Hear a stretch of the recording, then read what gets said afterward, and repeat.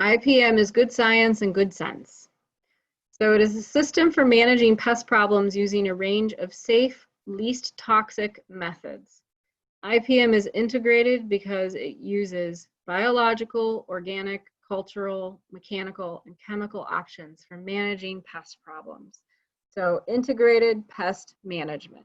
So rather than zero in on one aspect of the problem, it considers all possibilities. Okay, so it talks about the conditions of the plant is living in. It talks about your gardening methods, things like that. And we will go into that in quite a bit more detail now. So here are the different methods for IPM. There's environmental, biological, mechanical, and chemical summed up. And Cornell has a great site, the New York State IPM laboratory. They have lots of different fact sheets there. They have several different articles on various things, and this particular link gives you IPM in a nutshell. So talks about what it is and how to go about doing it. So let's start with environmental. So basically, when you use the environment as a way of keeping pests away from your plants, you are making the environment inhospitable to the bad guys. So you do things like rotate your crops. So we have 40 raised beds. They're in groups of 10. And every year, our group of what we plant in one group goes to the next group. And then the following year, it goes to the next group. So we're actually on like a 4-year rotation. So the first set won't see those same crops again for 4 years. Or is it 3? 3 years. So rotating really helps, especially with things like the squash vine borer, since it will burrow down into the soil. It comes out. You're at least making it more of a challenge by planting its preferred host plant, a little further away. So that's what rotating does. Rotation is also very good for diseases. Plant diseases often overwinter in the leaf litter in the soil. If you're not real great about cleaning up your beds, rotation will help quite a lot with that. Keep plants as healthy as possible, but don't over fertilize. So what this means is when you research what plants need to be healthy, give it to them as best as you can. You'll notice that the aphids in particular are very opportunistic. So when they know plants are suffering or struggling, they just come out of the woodwork. You wonder where they come from. There was no aphid there before, all of a sudden you've got 100 aphids. Well, it's because you went through a dry spell and you didn't water. If you had watered, it might actually either prevented the aphid outbreak or it might have at least cut down on it a little bit. So I see there's another question. Hi, is it Edie? Sorry, Edie. I did not remember to record for the first part of this, but what I will do is I'm going to go back through because the chat box will be saved with this. So I will go back through and I'll kind of redo the presentation. I have a lot of notes on what I said, and I'll record the whole thing. So I guess I know what I'm doing tomorrow. So yes, it will be available after I do that, and then we have to upload it to YouTube. And I will send out an email to everybody who signed up for the program with that link once it's uploaded to YouTube. It may take a few days. It takes us a little while to do that, okay? But it will be available. Okay, so keeping your plants as healthy as possible, but don't over-fertilize. So over-fertilizing is kind of a vague term. A lot of times once plants get in the ground, as long as you've done a soil test and you know that the nutrients in your soil are good, especially for your vegetables, which most of them around here are. Madison County, Shenango County, surrounding counties, the vegetable growing is good. The soil is good for that. Fertilizing is kind of giving them a dose of steroids, which they don't really need too much unless you have a deficiency. And if you over-fertilize, you're actually artificially increasing the amount of new growth in your plants. And who feeds on new growth? Does anybody remember? It's one of the first slides.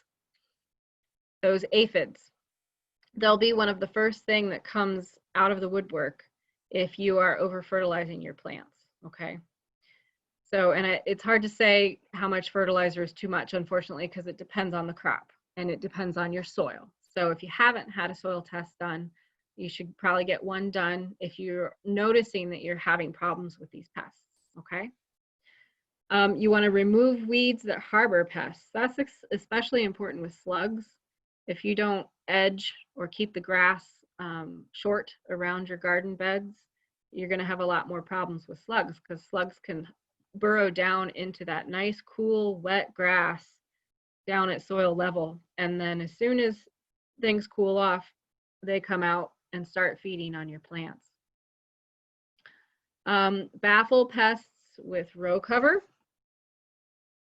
or collars.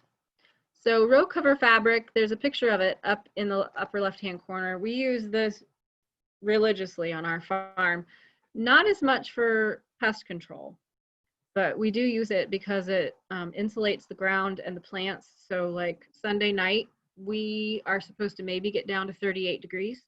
We're going to be covering some of our crops with row cover fabric because it ups the temperature about 5 degrees, which is sometimes all you need to keep frost from hurting your plants.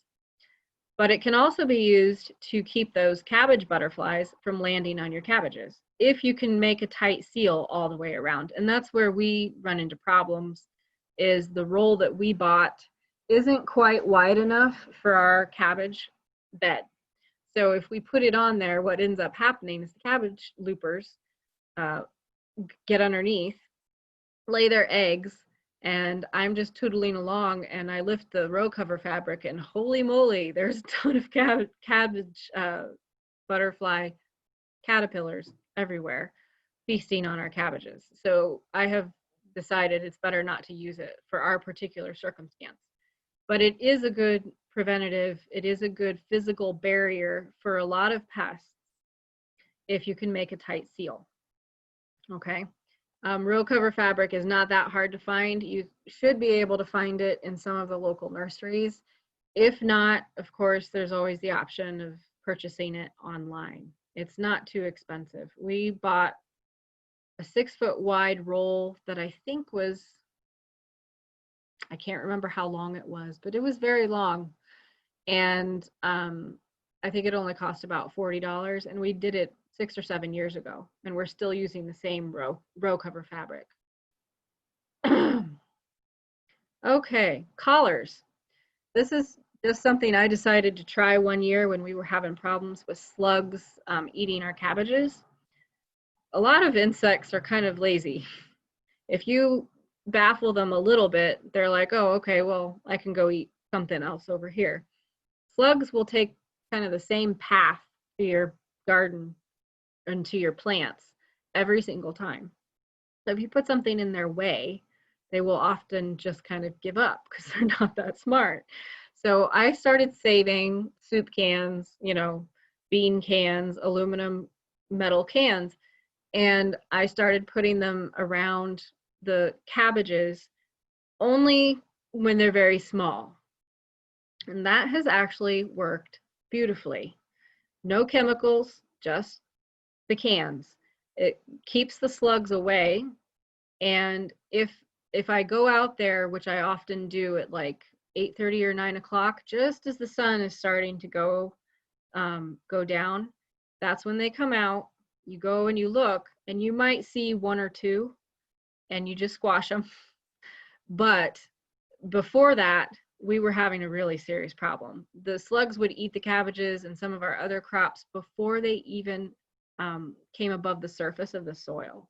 So as soon as the seed was germinating, the slugs were getting in there and eating the plant. So this has cut down on that tremendously.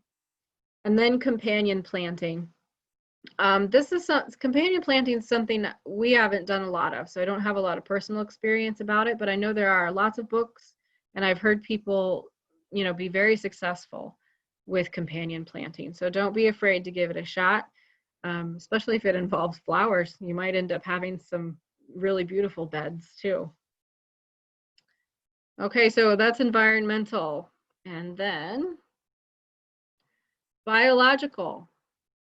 So encourage beneficial insects or buy some. So if you know what beneficial insects like, and you can do the research on that pretty easily, then buy those plants. So it's a kind of companion planting, almost the same thing. You can also buy ladybugs online, and if you've got a big problem with aphids on just a couple plants, you could release the ladybugs with something over the plant, just so you know. So ladybugs don't know that you want them to eat these aphids, right? So they'll, personal experience. So you'll open the box, and first of all, they'll be extremely thirsty, very, very thirsty. So you want to water down the plant. So then you want to cover it with something like that. Row cover fabric would be perfect. Gather it together at the bottom. And then you release the ladybugs, and if you've got the row cover fabric, they'll mostly stay on your plant, and they'll drink the water droplets, and then they'll go move on to the aphids. But if you just let them go, they're just going to seek out food and water immediately, and there goes the money you just spent. There's a lot of other beneficials you can buy online too. Encourage or buy pathogens of pests. There's something called BT, or Bacillus thuringiensis, which is a biological pathogen that you can actually apply to soft-bodied insects, any caterpillars, that will kill them. And I believe you can also buy like the eggs of those parasitic wasps, things like that. So there are biological ways of battling these pests as well. Okay, mechanical, manual removal. The cucumber beetles, the striped and the spotted ones that I mentioned earlier, if you go out in the morning early when it's still cool, so insects are mostly solar powered. If you try to get rid of them in the heat of the day, they will be very fast and hard to get rid of. So the best time to get rid of them is in the very early morning or in the evening. So those cucumber beetles, when you go out to your cucumber plants to squash them, do it first thing in the morning when everything is cool. And they're kind of slow, kind of sluggish. They'll maybe get to underneath the leaf and you can still squash them, but they won't fly away, because they do fly. They actually live before the cucumbers are up. They're actually feeding on flowers and nectar. So the apple trees that are blooming right now, that's where they're at. And then your cucumbers and your squash come out, and they descend, okay, to complete their life cycle. You can also spray them with a hose. Aphids, you can spray them off. They're very soft bodied, kind of delicate. I've taken my hand and just run it up a stem and squashed them with gloves on, because, the ick factor. You can pick them off. This works for Japanese beetles. My grandmother used to just pick them off and put them in soapy water from her roses. So, and we do that with slugs too. And sometimes you can prune them out depending on the pest. So you can prune the branch off that has the pest and burn it, and that way get rid of the pest and any eggs, if there happen to be eggs too. And I know we're right at 7 o'clock, so I'm gonna go through this last slide kind of fast. So here's some chemical controls. Diatomaceous earth is actually crushed up living organisms that are very abrasive. And when you apply them to things like slugs or caterpillars, they kind of work their way into the body of the insect and kill it. Neem oil is derived from the seed oil of a tree. That is very effective on, again, soft-bodied, but also some scales insects, if you have any problems with those. A lot of these things you have to be careful not to apply them in the heat of the day, just a note, because they will often damage new tender growth. So make sure you apply them. A day like today would have been pretty good. The sun wasn't really out. It was cloudy all day. Good day for applying horticultural oils, neem oil, stuff like that. Garlic spray is more of a repellent rather than a killer. Horticultural oils, again, they're an oil, so you want to apply them when it's cool out, and they smother the insects. So they kind of, insects breathe through their whole body. So if you smother them, they can't breathe, so you suffocate them. Those work pretty well. Insecticidal soaps, I've heard mixed reviews. I've used them. They haven't been real effective for me. And I had a master gardener once tell me you end up with just very clean aphids. Sometimes that's true. Let's see. We have a question.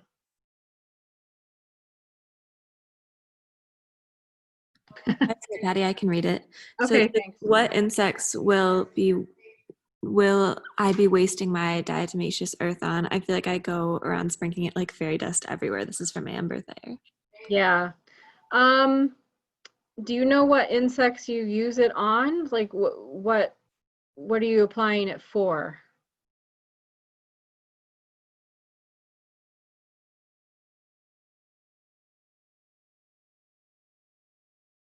Cucumber beetles and squash bugs. Yeah, we've had the same problem with diatomaceous earth. I think the trick with it is to have direct contact. So like if you put it on the plant and the beetles aren't there, but the beetles come, it doesn't seem to have as much of an effect as if you see them and spray it on them or dust them with it directly. Otherwise, you have to put a very thick coat on, and then every time it rains, that washes away. So mostly I've had the best luck with soft-bodied things. So slugs, it works pretty well. I've actually put a strip of it around the plant that I want to protect, depending on how much of them there are. You know, that gets expensive. The collars are a much less expensive way to go with that, but the slugs will not cross the diatomaceous earth. They will, you know, or if they try, you know that it's getting into their skin.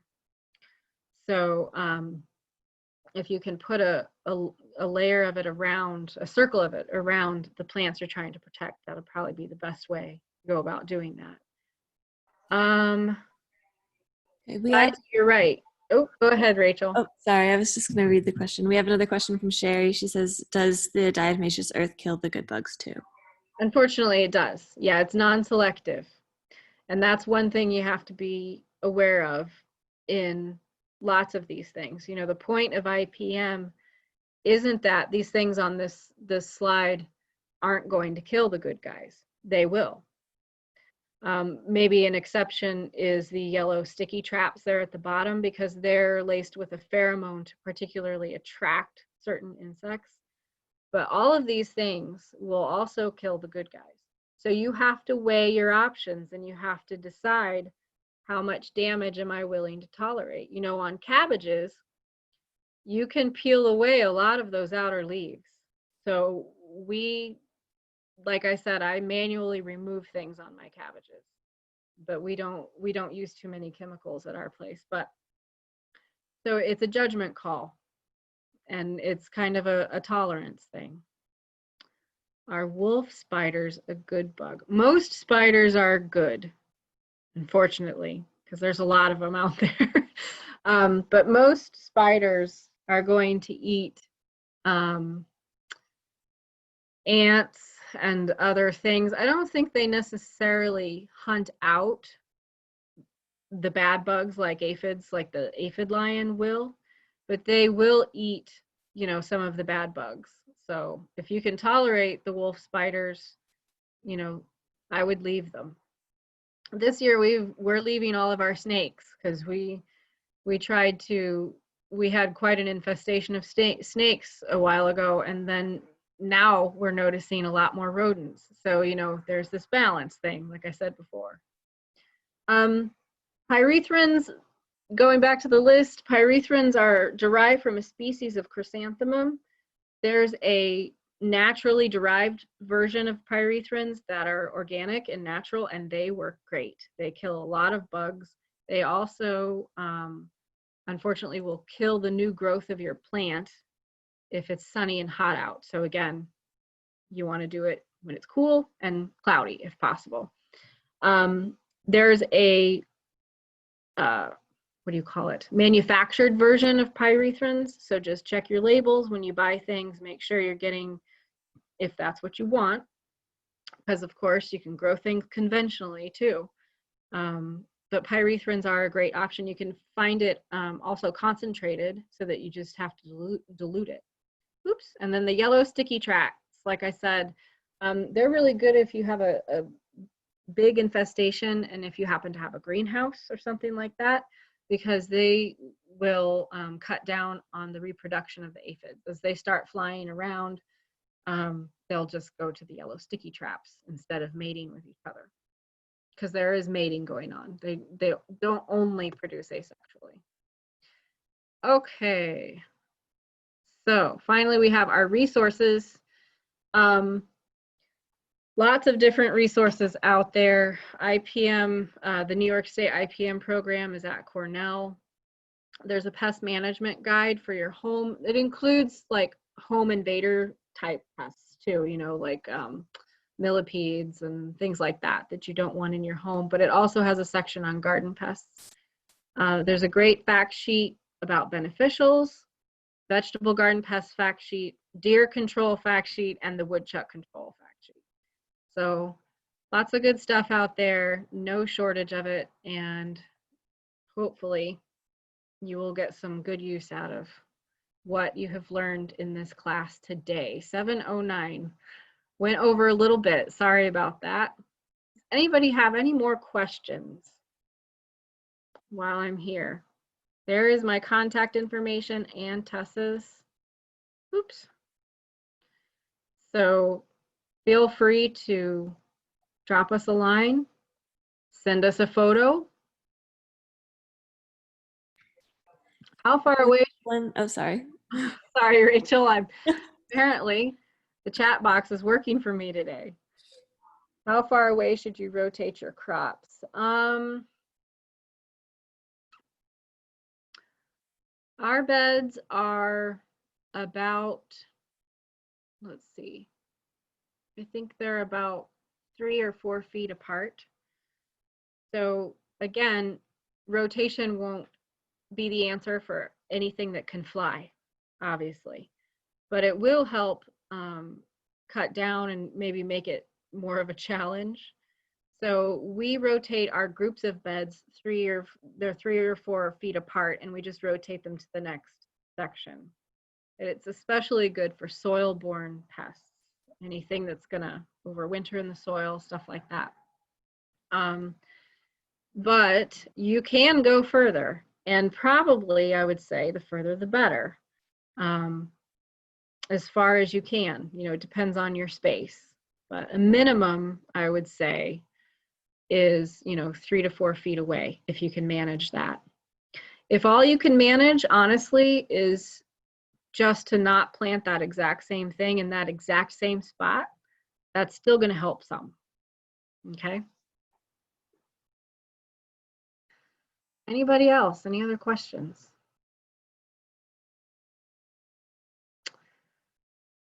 Okay. Well, there's our info. If you have any other questions later, feel free to drop us a line, give us a call. And I hope you got something out of the class. And that is it for us today. I will make sure I email everybody with the recording when it is ready. Okay?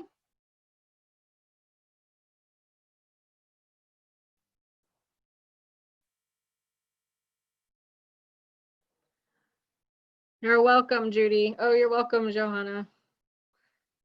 Thanks for coming. I hope you got a lot out of it.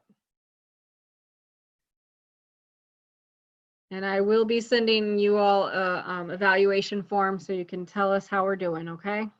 You're welcome.